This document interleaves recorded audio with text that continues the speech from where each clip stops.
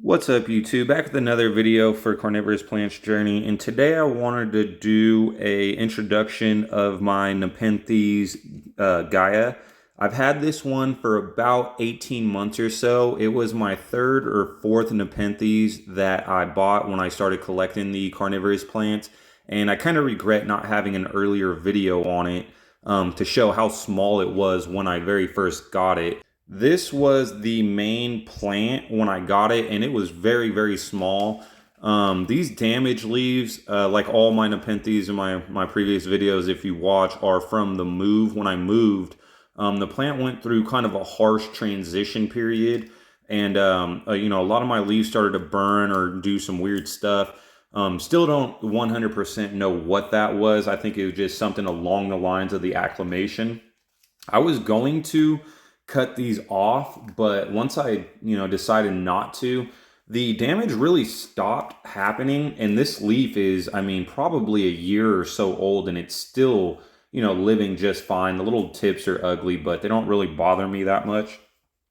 As of lately, it has been getting some really nice red colors. I'm hoping that this is, just a typical sign of healthy light. It doesn't really seem to be hurting the plant at all. The pictures down here have been coming out amazing. These are the best pictures I've had so far. I got little dead ones like this, but this one still has a little bit of life in it. So pictures like this, I tend to way overfeed. I probably have like 8 or 9 Osmocote pellets in there. But the new, the new pictures it's been spitting out have just been absolutely stunning. I absolutely love this plant. I wish I would have done earlier videos on it so I could have shown the progress of it. But one of the most unique things of this plant is the amount of basil shoots that it shoots. We'll go ahead and turn it around. Some more amazing pictures right there off the original plant. The amount of basils on there, I don't know if I could get in there and show you.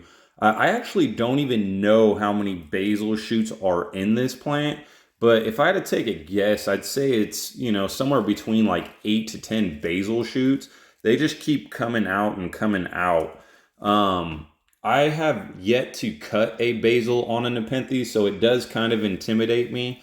I'm kind of thinking of not actually even cutting the basils out. And when I do a transplant, just kind of let this thing be a Nepenthes bush. I kind of actually really like the look of the bush. But then I kind of have the thought, maybe the basil shoots could be doing a lot better if I were to separate them. And I want more and more plants of the same species also, so I can throw some in a greenhouse, keep some outside under like the porch, keep some in my windowsill. It'd be nice to experiment with them, but like I said, I'm kind of intimidated by it. But this one, it looks cool with how many basil shoots it has. It just grew into a Nepenthes bush. Anybody who's thinking of getting their first Nepenthes, I would definitely suggest the Gaia as a first one, as the care was really, really easy on this one, and the fruits of the labor, if you just see that, it's beautiful. This plant is absolutely stunning. This right here is a basil shoot that came out after I've had the original plant. So, even the basil shoots do really good on this one. And yeah, man, just absolutely beautiful, beautiful pictures coming out on this. Check that out. Boom. And that is my Nepenthes Gaya. Appreciate you guys watching. Hope you liked the video. Happy growing, guys.